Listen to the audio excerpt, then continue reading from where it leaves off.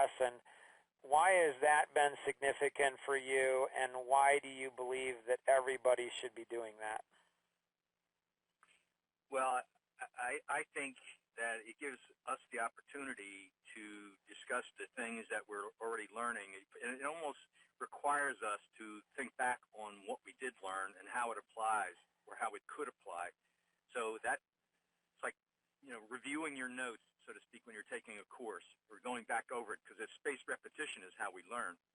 And to internalize, you need to be able to have these types of conversations where you can go deeper into the material. Because what do we have, a half hour that we go through this particular material?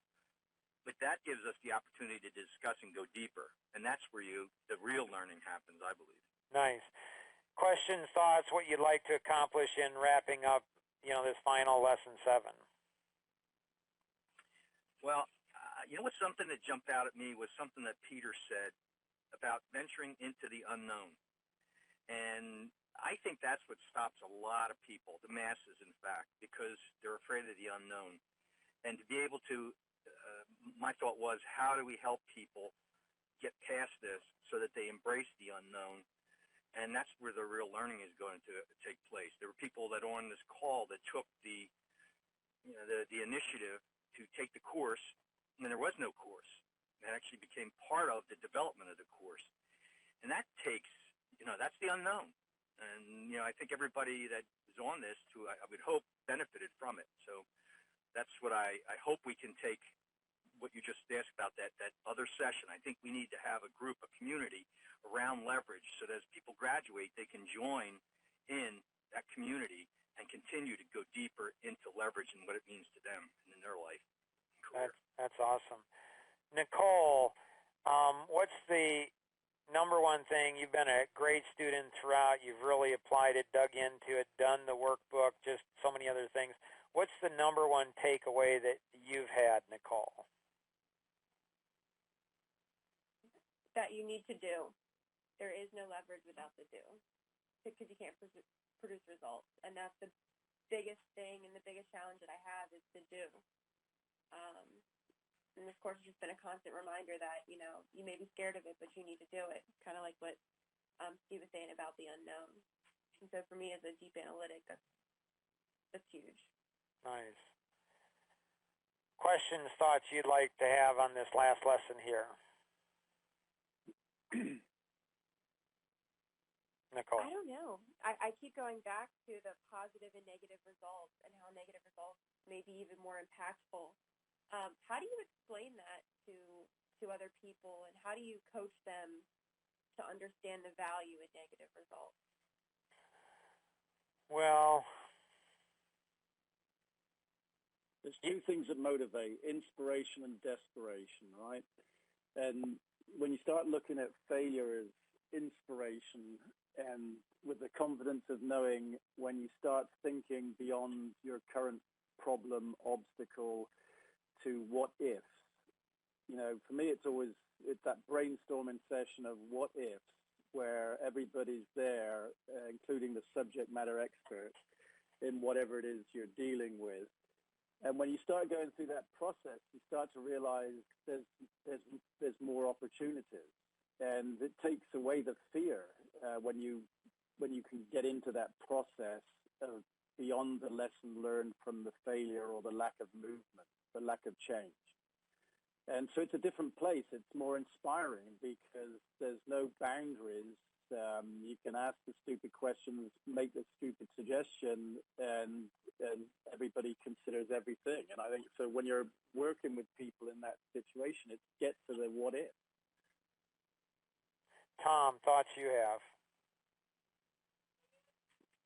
I think at least what I've seen is when people attempt to do something and don't quite get the outcome they're looking for, they tend not to analyze why.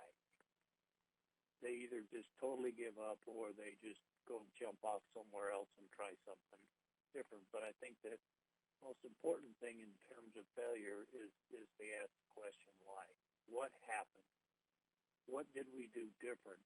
Or what could we do different if we tried this process again? And I think that's one of the things that it's hard. And I think to answer the question, why is it so hard for people to understand that, I think is because everybody considers failure as failure. It's a burden. And instead of looking at it as an opportunity. And I think the masses are kind of guide you to the point that you're afraid to get back up and try it again. And that's why you see very few people really succeed to the nth degree, is because there's not a lot of people that understand failure is really success. Tom's exactly right. You know, when you carry when something fails, it's a big deal for somebody to accept the burden of responsibility for that failure, because it's seen as a burden, a liability amongst your peers to the authority, rather than it's a lesson learned. It's a bonus.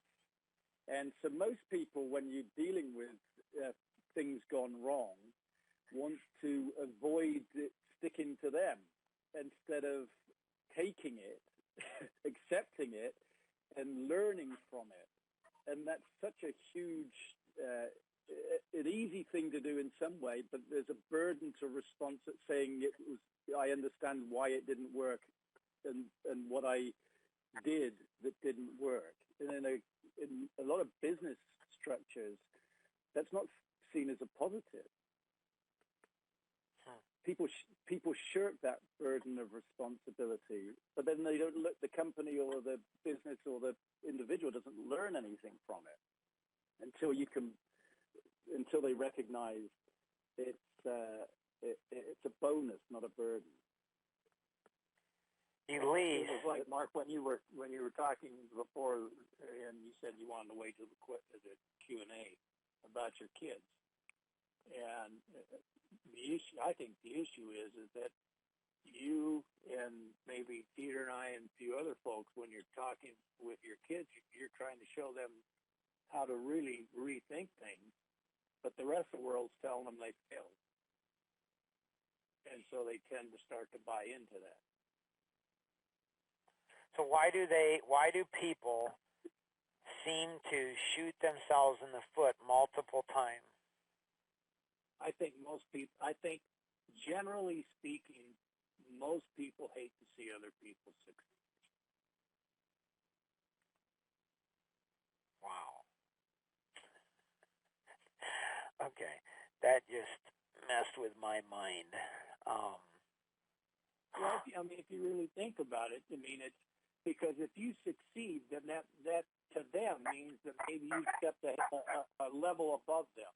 Doesn't mean that, but I think that's how a lot of the masses look at it.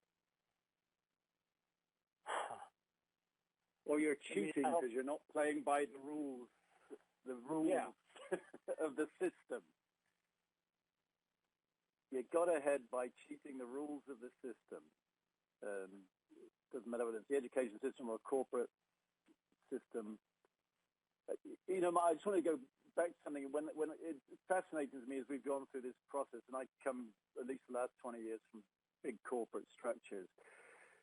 But when I look at the slides earlier on personalities that you had up there, and we're talking about personalities of individuals. But what would be not just fascinating, but liberating and strategic is when I looked at that this time, and I've kind of thought it the last few times, is if I said, well, what's the personality of the company, right? Not the individual, but the company, because that's what creates the rules, right? And you think, and I think design, engineering, product, manufacturing, marketing, sales, finance, customer experience, right, as a profile. And a lot of without deliberately creating attracting the personalities to the structures, so whether it's engineering or finance or sales or marketing, they happen over time. And it's not that there's not a mix in there, but it's not a balance, right? So what would be fascinating in successful companies and less successful companies, when you look at the departments that make up a company, that make up a board, is understanding the personality dominance of the board when it's made up of design, engineering, product manufacturing, marketing, sales, finance, and customer experience, and then the profile within that, because there's a formula, as you know, for creating the right balance to accomplish the right result, depending on what kind of objective and work experience is in the company. And that's why I think this on a corporate basis is so outside the box for traditional management and people evaluation, learning and training, right? Because the personality of a lot of companies, and you can point at the culture of the company that is trying to define the personality and their core values, brand values, and all those things that do exist. But very few of them have any strategic approach to the personality of the people and the management and the executives that make up that company of people and that entity. See, what's interesting, Peter, is the life-gps.org, life-gps.org mobile app. That ability to group people, and you could take an entire board and map out a board. You'd never have to meet them, and you could talk about how Julie, aligns with, Adam, and Adam doesn't like Steve, and how the different frequencies, the different personalities, and how they will conflict, how they will, kind of push against. You know more about the board than the board knows about the board on what's going on. You can say, Julie's thinking this about Tim, and Tim doesn't even know that she's thinking it. I mean, it is intriguing, and it's like, how do we help, like, everyone going through this to say, whatever organizations, make a list of every organization you're a part of. And look, and I've got some suggestions for that, but I got a dash because I got a meeting I got to go to. So, but I'd love to continue that conversation because I think there's huge potential from a corporate perspective for this. It's interesting when you look at personality masteries, and you've heard me talk a little bit about this before, is that a person could really take it and go one of two ways. They could manipulate whoever they're involved in, or even their board or their company, if they know all about the personality masteries, but the other people don't. So they could use it for good or bad. And because it really does give you the ability to really manipulate processes. Do you need to take off, Tom, too, or you have a few more minutes? I have a few more minutes. So this is why I believe that it's so important that everybody goes through this course. Everybody goes through the Personality Masteries course. Life Masteries Institute has tons of courses, and every course, I think, almost every course, if not every course that they do, has some element of personality masteries built into it, baked into it, whether it's marketing or pre-sales, sales, or leadership, or profitable partnerships, or, even technology courses, like all different types. Everything's connected in to the personalities and being able to, understand that. Elise, what's the number one thing you got from the course, and questions or thoughts you would have? Sure. I think the number one thing is just how I think so often people miss opportunities. So they miss the time to ask the questions and to listen correctly, and then they miss the opportunities to leverage that information.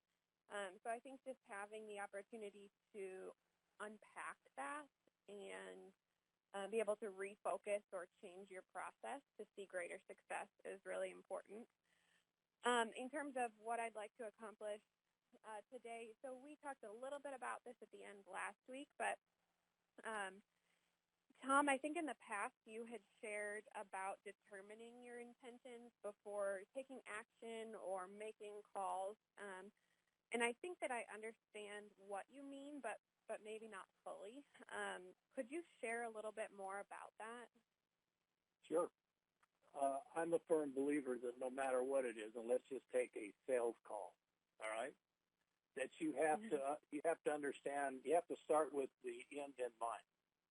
So if I'm picking up the phone and calling to get an appointment with somebody, most salespeople think that all they're trying to do is sell product. No, I'm trying to get the appointment, and then when I go to the appointment, the outcome is to try to either get the next appointment or to get the sale made. So to me, it's all about starting with the end in mind. What is it that I'm trying to accomplish by whatever thing I'm going to do? Once I understand what I'm trying to accomplish, then it, to me, becomes very clear as to what do I have to do to get there. That make any sense to you? Yeah, no, it does. Thank you. Other questions from anyone? Thoughts, questions? Tom, because of all your promoting and talking about the personality mastery, I am signing up for the class. Good for you. It will be a absolute 100% game changer for the rest of your life. Thank you. Nice. Other thoughts, questions, insights?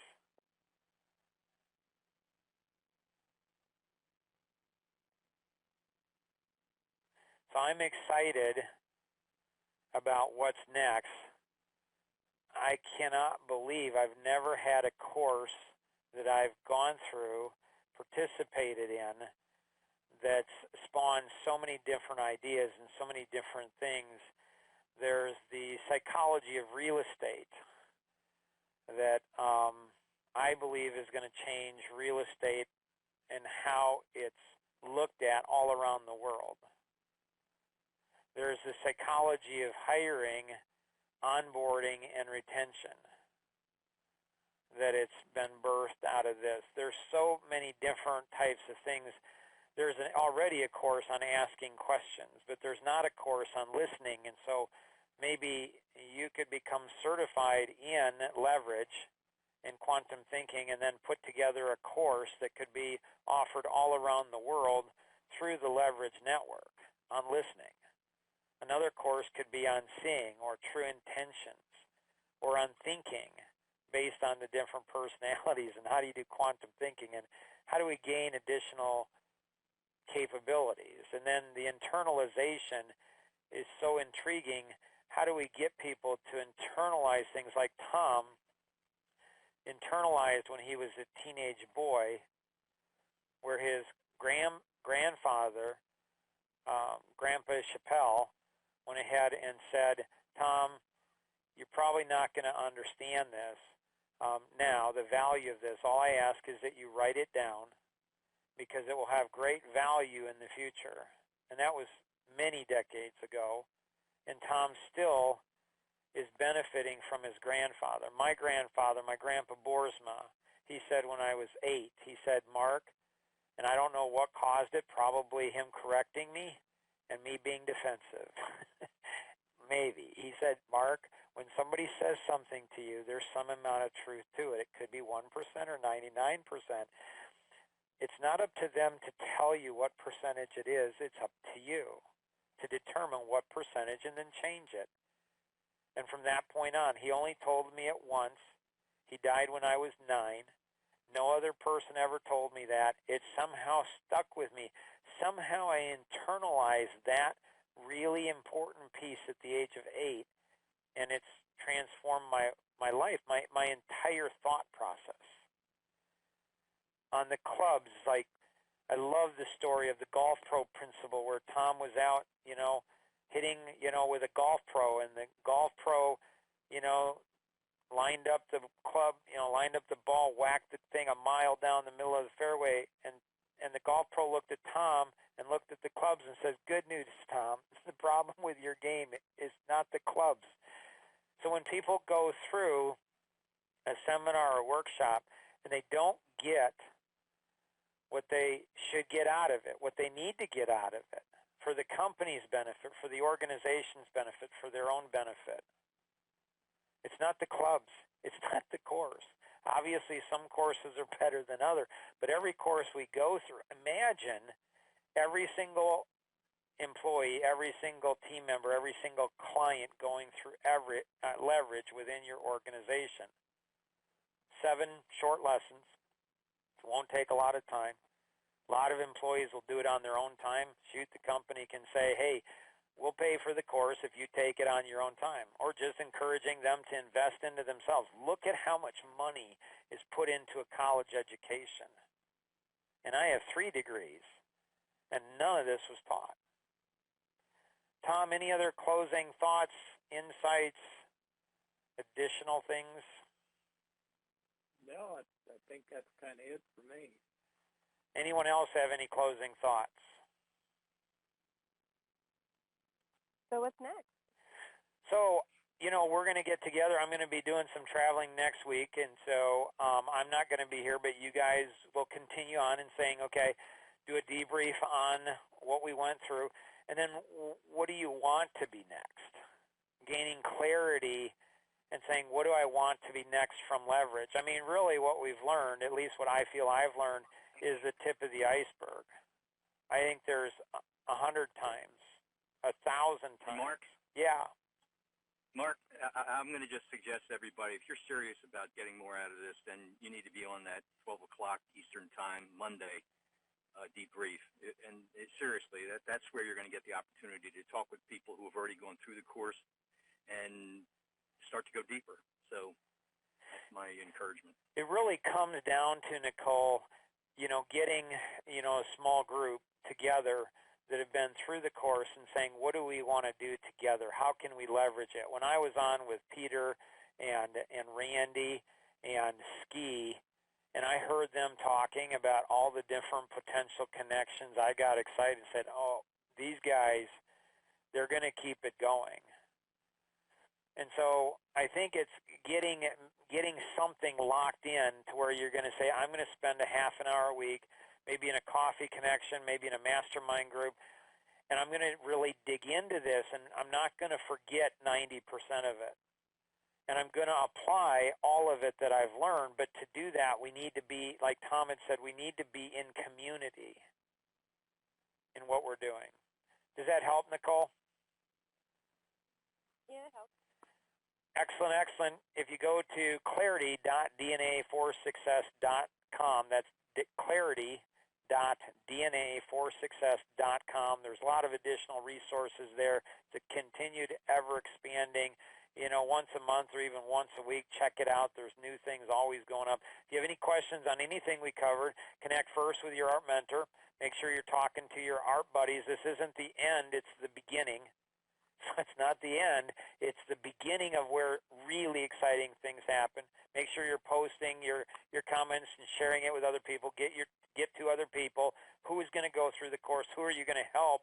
When they go through the course and you're mentoring them, it's going to bring back things, and they're going to remind you of things that you've forgotten. They're going to see things that we didn't see as we went through. Connect with them. If you have any questions on anything, connect with the individual who invited you, or you can call toll-free 888-230-2300. That's 888-230-2300. Or if you're calling in outside the U.S., you can call the U.S.-based number at 630-393-9909. That's 630-393-9909. And always remember, we can accomplish so much more together than we ever could on our own. God bless and have an amazing day. Bye-bye.